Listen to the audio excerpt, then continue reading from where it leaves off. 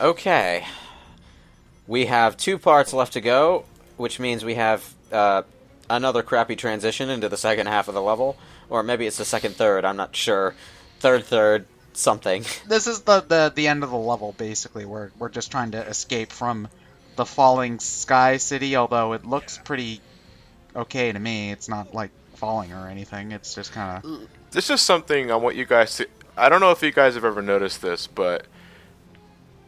Because we're now running towards the airplane, the not tornado. For some reason, they load 2 models of the tornado. What? At the end of the stage. Like, if you pay attention to the end of the stage, right before we exit it, you can see 2 models of the plane for some fucking reason. I never noticed that. I think the bigger question is, where the fuck did Cliff go? He dropped us... Well, yeah, how did we get the plane back? Didn't he drive that back to wherever the hell... Yeah, doesn't make any... So Tails killed Cliff, that's why he's not in the cartoon. Tails murdered him and stole the plane. And also, let's be honest, right, after having all those rocks fall in him, thank God Sonic's legs and arms are perfectly fine. No damage whatsoever. Like I said, it's a good thing we got that regenerates with full health upgrade. If you don't have that, Sonic actually dies. Well, I'm thinking about it. Like if they had him be injured for like the rest of the level, maybe. You know, they could have had like an excuse for like, okay, one person watches over Sonic while the other 2 go through a platforming section to open up the way forward or something like that. I don't know. That might have been an interesting way to make it a little bit less pointless. Well, the scene, I should say, where he quote unquote dies, a little bit less pointless. He gets he gets mildly annoyed for 5 seconds. Well, basically, this entire sequence is just an excuse to go into the last level without any transition at all, so that because we're chasing Lyric directly to his lair. Yeah, this was the part of the game where I switched to Knuckles for this section, and he was immediately worked back to Amy's section.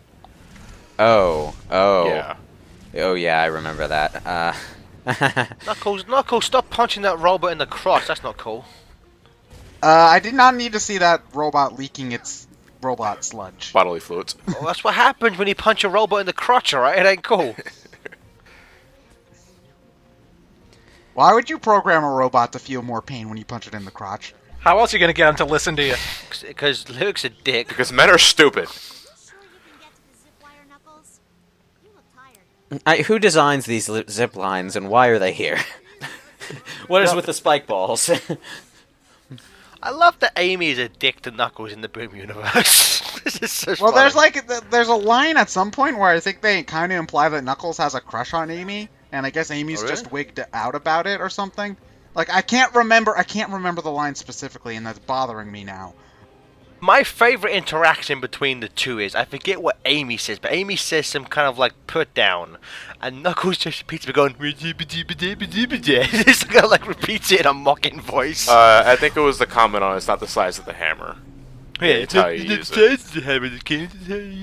Like that legitimately cracked me up so hard. I thought that was amazing. No, I love... no, there was a line earlier in the level where Knuckles goes, choose the charm, and then Amy goes, it's 3, the third one's the charm. I'm pretty sure it's choose the charm.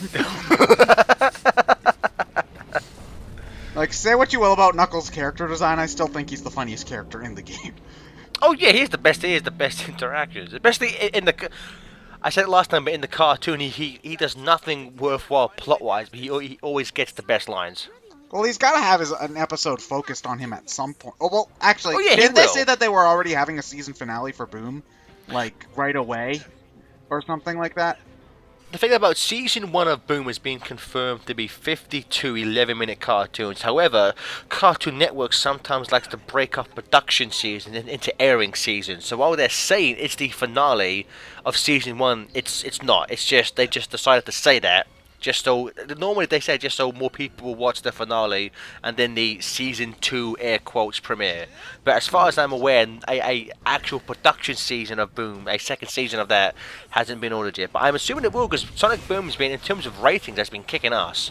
It's been like breaking records. Even though it's at 7 in the morning? Well, see, I would imagine to go off on a tangent. I would imagine Cartoon Network took the show as like, it's a Sonic. It's a pretty big brand of kids. I'm sure we'll get pretty good viewers, but fuck it, let's put it at 7 in the morning. They didn't understand how rabid and how sometimes to a fault loyal the Sonic fan base is. Unnecessarily unhealthy. Yeah, I here's the thing, like, when I heard that Sonic Boom was getting the 7 a.m. death slot, I was like, oh, and then I remembered, oh wait, it's still gonna do fine, Sonic fan base. Yeah. Also, like, from now, it's from what I understand, like, most people with DVR, and from what I understand, as long as you watch it within 24 hours of being on a DVR, it still counts towards ratings. But they've been like, so I believe Sonic Boom has been consistently #1 for every week it's been on. Oh wow. Which is a very good sign. Oh, huh. Yeah, that's good though. At least there's a silver lining in this cloud of a series so far. Well, see, I'll be honest with you. That's why I think Cartoon Network are saying this is the season finale, because I think that because normally these shows take a break during Christmas. I think they'll bring it back, and for quote unquote season 2, they'll give it a better time slot because they've seen how good the show's doing. So they might say, oh, we can put it in like say Friday, like Saturday nights in the evening, or like Friday evening or something like that. I imagine that's what they'll do. I think, like, even just, like, if they wanted to make it a Saturday morning, I think even just, like, 10 would probably be a little bit better. Yeah, 10 or 11 a.m., yeah. Which, again, I think they'll probably do that. Can I take this opportunity to just ask, what is the point of giving us the ability to swing in the grappling hook when we hang, like, 2 inches down from the hook? You can't really, like, build up momentum to swing farther, either, right? Or Yeah, am I the only one? I Am I don't just think you can. imagining that? I don't really think you can, no. Oh, look at that, I just jumped straight up. Meh. I'll say that was a very awkward line reading of "lead the way, I will fly it." Why didn't he just say "I'll fly it"? It's always to me that it always comes off as unrealistic when they write lines like that, like "I will fly it, I will do this," as opposed to saying "I'll do it." I think Tails was supposed to sound unnecessarily proud of being able to fly a plane there, since when you saw the plane buried in the hub world, his first reaction. Oh, you're right. There are 2 plane Johnny models. was right. There were 2. Why? That I guess they did that so that they would have the cutscene version of the plane fully loaded and ready to go. This is the plane, and this is the plane stunt double. But even then, that doesn't really make sense because, like, all the cutscenes are FMV footage, so it's like they don't have to load an actual model. It's just going to cut to a clip. No, this is not FMV footage. That's why it's stuttering so much, because it's in-game Well, graphics. it's weird. It's in-game graphics, but it's clearly kind of Low res. kind of It's pre-rendered. It's but not. No, it's not pre-rendered. What it is it's real-time footage, but it plays at a lower resolution for some reason. Then that's not real time. No, it's real time, but the game's settings dial themselves down for cutscenes, and I don't know why. It's like Are we sure this isn't something you can watch in the menu? It is something that you can watch in the menu. All of the cutscenes can be watched from the menu, but when you do that, you get a load screen that loads into the cutscene, and then you load back to the menu screen, which I think Sonic Unleashed and Sonic Colors was mostly FMVs. Never mind Sonic Colors. Sonic Unleashed does it, yeah. Sonic Unleashed and Sonic Generations both did that, though. Although to be fair, like Unleashed had some issues. That's why the it looks like it's right because the Wii version of Unleashed used pre-rendered. Yeah, of the HD graphics. Yeah, which is why on the Wii version there's no frame rate issues whatsoever. Yeah. It's just like there's just some kind of Someone got their Dazzle out, recorded all the cutscenes from the HD version, and grafted them into the Wii version. That's basically what happened. No, because they must have been internally rendered, because like you can watch all the cutscenes within the menu in Unleashed, but you're still gonna get the frame rate drops whenever the Werehog's on screen. So like I have no idea why Sonic Team didn't see that. Wait, hold on. I've never played HD Unleashed. The Werehog causes a frame rate drop. In cutscenes, yeah. It's his textures. Yeah, his fur. Oh, Donkey Kong Jungle Beat had fur textures like that, and it didn't cause frame rate drops. Yeah, but no one bought that game. I bought that game. You're no one, Todd. So you're the one. No, I ended up buying it twice because my first disc didn't work.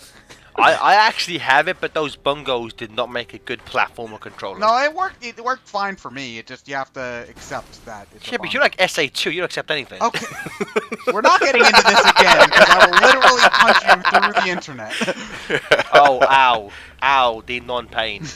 Out the edge. Ow, the edge of Ted. I am the edgiest question mark. Gonna make a death metal band. So Lyric's lair takes place in Tron. Yeah, this is the final level. I will say that, like, you know, the game kind of felt like it was on an upward swing with the Divine level and then the Sky level. This level's kind of lame.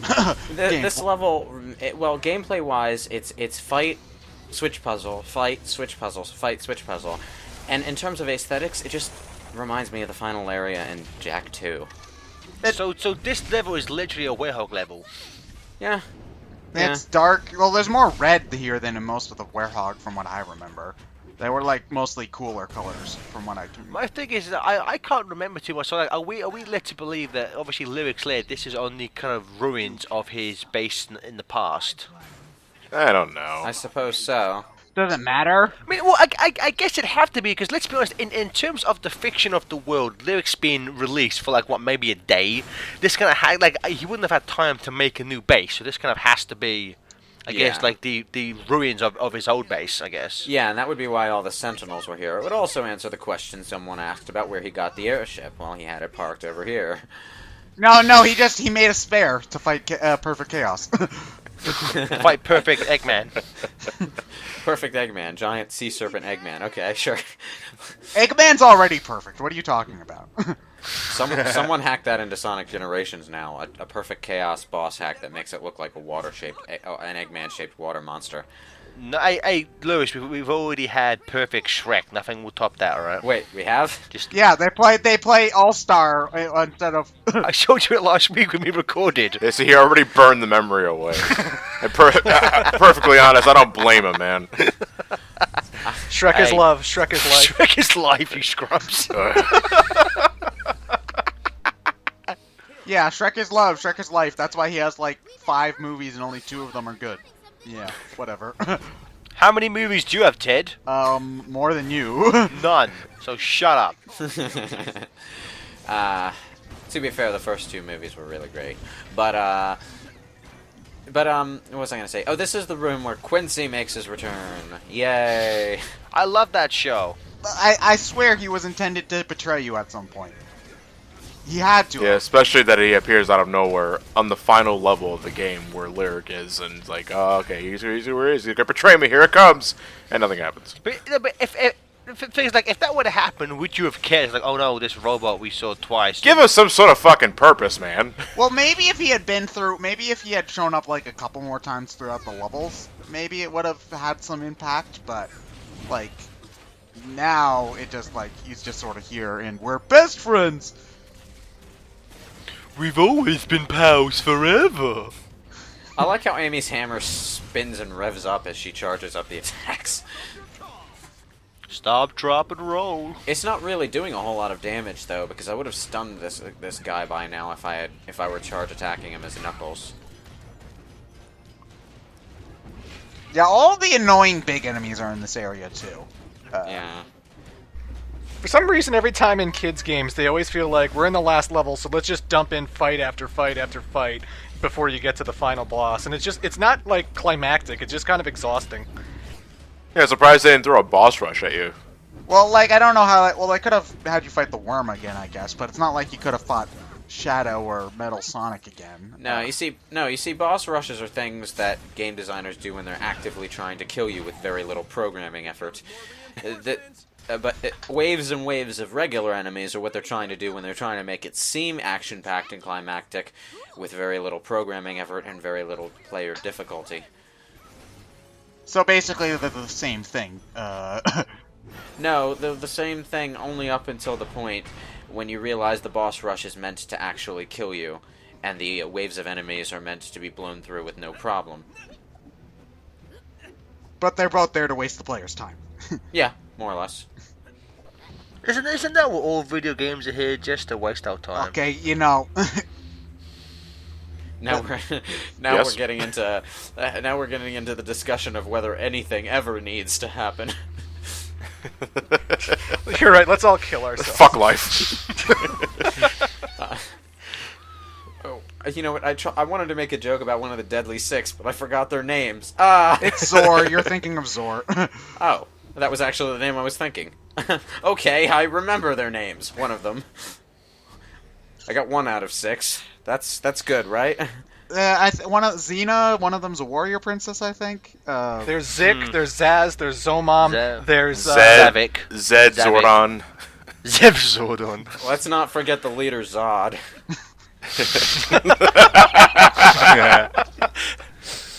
Hey, Xena / Zod, my 1-2 pairing. Neil Pavor Zod. Okay, you know what? That makes a little bit too much sense to be a joke. So. Man, you know, this is what you do when you need to turn the power on for something. These things have really big power plugs and outlets. Actually, you know, here's another thing that made it feel like Quincy was going to be betray me. Portray you, I should say, like the player. Because like every time you move a thing for him to go to the computer, robots show up. Interesting. It's almost like he wants us to get beaten up by robots all the time. There's also the thing where he appears, his animation has him looking very sheepish. Like when he appears like a minute ago. He's kind of like looking down, like a little jittery. yeah. It's like when I look at that, like it leads. I think it leads credence to the fact that maybe at one point they had planned to have him betray you. Well, like, one of Tails' immediate lines after when Quincy shows up, like, he's been tracking us. Cool. Like, no, not cool. Like, there's no sense of privacy for this damn thing. Doesn't that raise any red flags? Get off my Facebook, government. Yeah. Oh no, the government knows something that I posted publicly for people to see. Oh wait. Not my personal messages, all right. Okay. Well. Now they're gonna know that I talk to Clement every day, trashing Ted. Damn it. Oh, I already know that. You will pay for it, by the way. so many swear words. So much anguish. Can I just call attention to the fact that they never do anything at all with the idea that you're relying on a robot to get you through a level so that you can make your way to a villain who can control robots. Well, Like, you know, when I was going through this level, I wasn't expecting Quincy to betray me. I was expecting Quincy to get robo-possessed.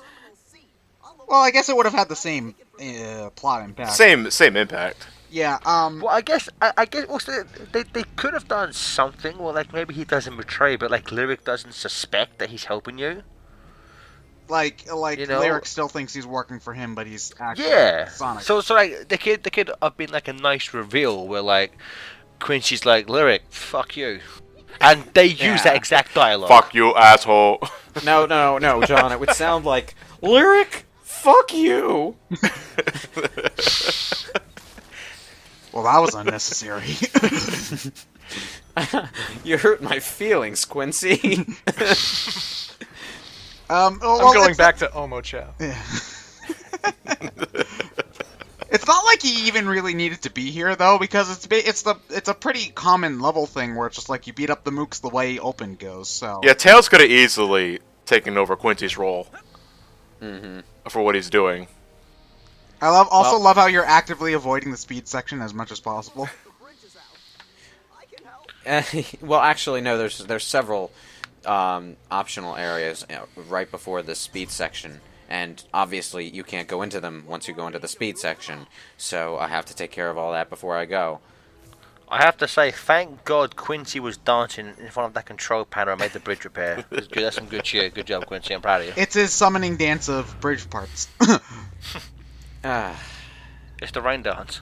This circular elevator really looks like something out of Jack and Daxter. I mean, I know that's kind of a generic thing to attribute to a single series. Just something about the art design and texture of it reminds me of Jack and Daxter. Well, maybe the fact that these people also worked on Jack and Daxter.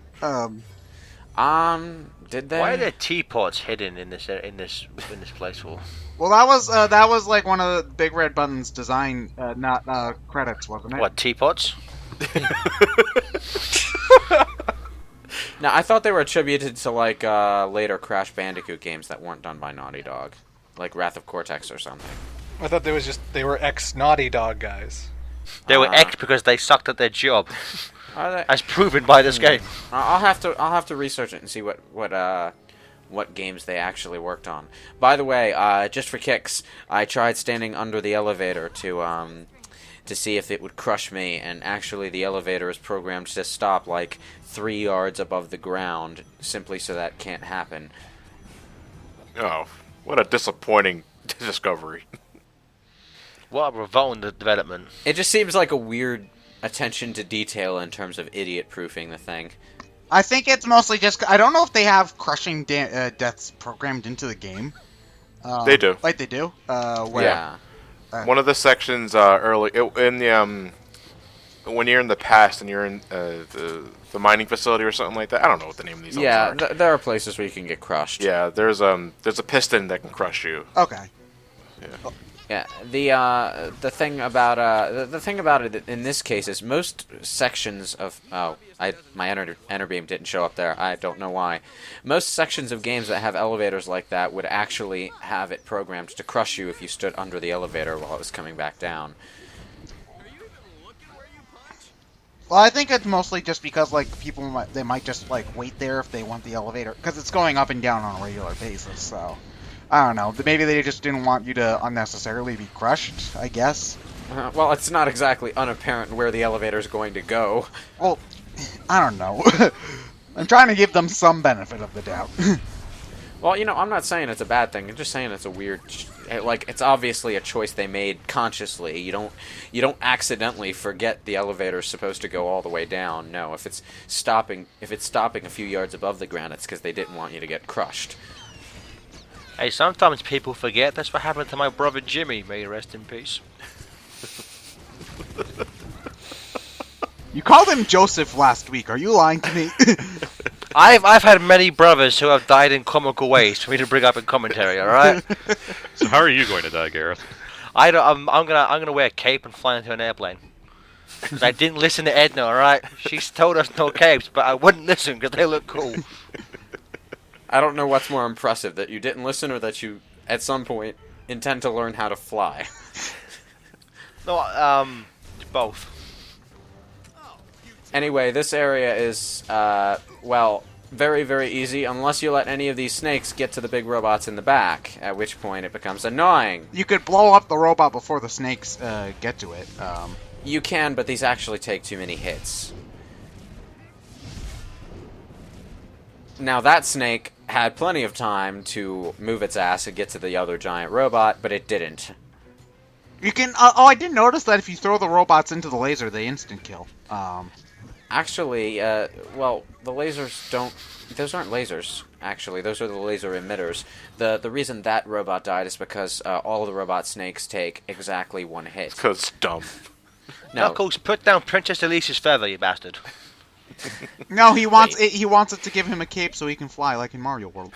Wait, when did Princess Elise have a feather? Am I forgetting something? At the end of Wave Ocean, after you chase the air carrier, Oh. Sonic and Tails find like some feathers on the ground that are from like her it's like part head of veil. her hair garment or something. That's like what that. we call a callback. That kids. has to be the most obscure Sonic reference I've ever heard in my entire Yeah, life. that's kind of reaching, Gareth, even for you. Hey, people are saying this game's like 06. I'm just giving them reasons why it is. This game is exactly like 06, alright? They're using Elise's fucking feather as a weapon in this game. Thank you, Will. I didn't even think that was Elise's feather. I thought it was a random seagull feather he picked up and clenched his fist around to be dramatic. That's how my brain works, alright? I have to link everything to a fucking Sonic game, alright? Shut up. Oh, you're sounding like me when I first started on this channel. Wonderful. That poor seagull got destroyed by the egg carrier. It's the same seagull that Smee shaves in Peter Pan. Sonic the Princess? Oh, right. Alright, another speed section. Is there anything else I can destroy? No. Alright, I'll do See, it. you are actively ignoring. I don't think I was while I was actually playing the game, but at this point in the commentary, that's what I'm feeling like. Oh yeah, well they do bring back the worms as like obstacles during the speed section, so I am kind of surprised they don't have you refight one.